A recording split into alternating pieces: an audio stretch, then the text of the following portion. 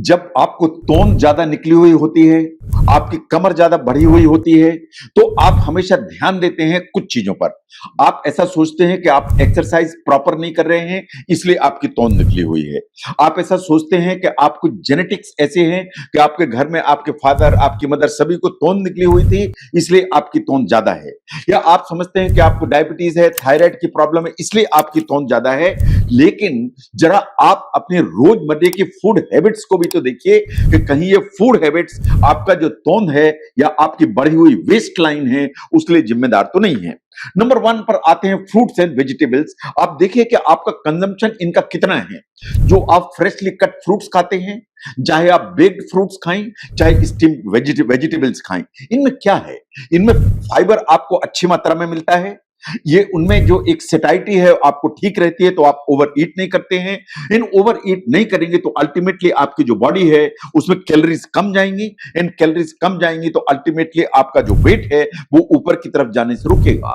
No, इसके अलावा जब आप फ्रूट्स एंड वेजिटेबल्स लेते हैं तो इसमें बहुत सारे न्यूट्रिएंट्स भरे हुए होते हैं और इससे बहुत सारे बेनिफिट्स आपको मिलते हैं जो आपके मैनेजमेंट प्लान में बहुत सारा एडेड एडवांटेज लेके चलते हैं। तो अगर आप की तोंद निकली है तो ध्यान से देखिए कि आप फ्रूट्स एंड वेजिटेबल्स एडिक्वेट मात्रा में लेते हैं या नहीं लेते हैं।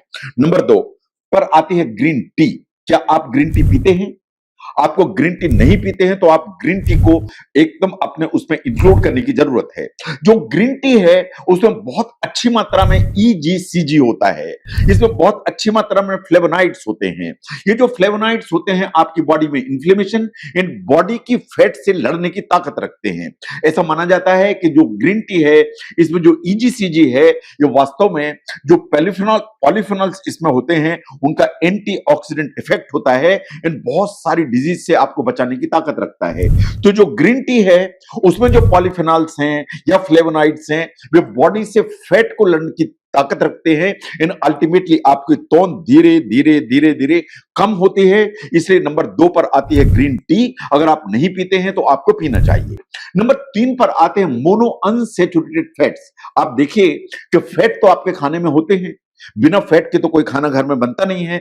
लेकिन आप ध्यान से देखिए कि कौन सा फैट आपके बॉडी में जा रहा है। जो मोनो अनसैचुरेटेड फैट हैं ये अल्टीमेटली आपकी बॉडी में इन्फ्लेमेशन को कम करते हैं। ये आपकी बॉडी में HDL या हाई डेंसिटी लाइपोप्रोटीन या जो हेल्दी कोलेस्ट्रॉल है उसके अमाउंट को बढ़ाते हैं, जो गुड कोलेस्ट्रॉल है उसको बढ़ाते हैं। एंड अल्टीमेटली जो आपकी रिस्क है हार्ट डिजीज उसको कम करते हैं। और जब आप इन्हें इस्तेमाल करते हैं तो आपकी ओबेसिटी, आपकी तोंद और आपकी वेस्ट लाइन इन तीनों में फर्क पड़ता है।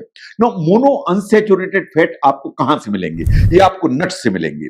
आप जो बादाम खाते हैं उससे मिलेंगे, आपको अखरोट खाते हैं उससे मिलेंगे, जो ऑलिव ऑयल है, जो एक्स्ट्रा वर्जिन ऑलिव ऑयल है उससे मिलेगा, जो एवोकेडो जो अवेलेबल है आजकल इंडिया में इसे आप खाएं, इससे आपको मोनो अनसैचुरेटेड फैट मिलेंगे। नंबर 4 पर आते हैं ओमेगा 3 फैटी एसिड्स। इसके बारे में बात बहुत होती है लेकिन बात बिल्कुल सही है कि जब आप रेगुलर कंज्यूम करते हैं वो फूड जिनमें ओमेगा 3 फैटी एसिड ज्यादा होता है, आपकी बॉडी में इन्फ्लेमेशन, इन आपके लिपिड्स सब रेगुलेट होने लगते हैं। जो लिपिड रेगुलेट होंगे इसका मतलब आपका ट्राइग्लिसराइड नीचे आ जाएगा। तो इसलिए जो फूड रिच होते हैं ओमेगा 3 में वो आपको इस्तेमाल करने चाहिए। कहां से मिलेंगे? जो फिश है उसमें ठीक मात्रा में होते हैं, कुछ प्लांट जो है और कुछ ऑयल्स होते हैं उनमें भी ओमेगा 3 ठीक मात्रा में होता है। ओमेगा 3 के सप्लीमेंट्स अवेलेबल होते हैं तो ओमेगा 3 के आप सप्लीमेंट्स यूज कर सकते हैं। साइंस ऐसा मानती है कि जो ओमेगा 3 फैटी एसिड्स हैं वो बहुत सारे बेनिफिट्स आपके हेल्थ को लेकर चलते हैं। ये आपके जो एक हार्ट डिजीज का जो रिस्क है उसको कम करते हैं, जो कोलेस्ट्रॉल है उसको इंप्रूव करते हैं, इन ट्राइग्लिसराइड को रिड्यूस करने की ताकत रखते हैं। इसलिए आपको ओमेगा 3 फैटी एसिड्स जरूर इंक्लूड करने चाहिए। यह है नंबर 4। नंबर 5 पर आते हैं स्पाइसेस। आपके किचन में स्पाइसेस होती हैं, आपके घर में सिनेमन होता है या दालचीनी जैसे कहते हैं, आप जिंजर इस्तेमाल करते हैं, आप टर्मरिक इस्तेमाल करते हैं। आपको रोज अपनी चाय में सिनेमन या दालचीनी डालनी चाहिए, आपके खाने में दालचीनी होनी चाहिए। जिंजर टी दिन में 2 बार पीजिए। आपको जिंजर अपने वेजिटेबल्स उन सब में इस्तेमाल करने की जरूरत है। लाइकवाइज जो टर्मरिक है जिसमें करक्यूमिन होता है ये बहुत सारे फैट को फाइट करके आपकी तोंद, आपकी कमर, इन आपकी कार्डियक प्रॉब्लम सब में आपको हेल्प करने की ताकत रखता है। अल्टीमेटली जितनी स्पाइसेस आप यूज करते हैं ये इन्फ्लेमेशन से फाइट करते हैं। इन ओवरऑल आपका जो वेट मैनेजमेंट है उसको बेटर करने की ताकत रखते हैं। Now look at the whole grains। जब मैं होल ग्रेन्स की बात करता हूं तो मैं सभी की बात करता हूं, चाहे ओट्स की बात करूं, चाहे ब्राउन राइस की बात करूं, चाहे होल आई मीन गेहूं की बात करूं। ये अल्टीमेटली इनमें जो फाइबर की अमाउंट होती है वो ठीक होती है। इनमें जो कार्बोहाइड्रेट्स होते हैं वो कॉम्प्लेक्स कार्बोहाइड्रेट होते हैं। तो जब आप इस तरह की चीजें खाते हैं, जैसे मान लीजिए आप ओट्स खाते हैं, आप ब्राउन राइस खाते हैं, या आप जो ना गेहूं चोकर के साथ खाते हैं, दलिया खाते हैं, तो आपकी जो ब्लड शुगर है वो तेजी से ऊपर की तरफ नहीं जाती है। ब्लड शुगर ऊपर की तरफ तेजी से नहीं जाएगी तो अननेसेसरी इंसुलिन ऊपर की तरफ नहीं जाएगा, एंड आपका जो ब्लड शुगर है वो स्टेबलाइज रहेगी over a period of time. अगर इंसुलिन रेजिस्टेंस नहीं होगा और इंसुलिन बहुत स्पाइक नहीं करेगा तो आपके पेट के ऊपर का जो फैट का डिपोजिशन है वो धीरे धीरे कम होने लगेगा, आपकी तोंद कम होगी, एंड वेस्ट लाइन आपकी श्रिंक होने लगेगी। Now look at the water.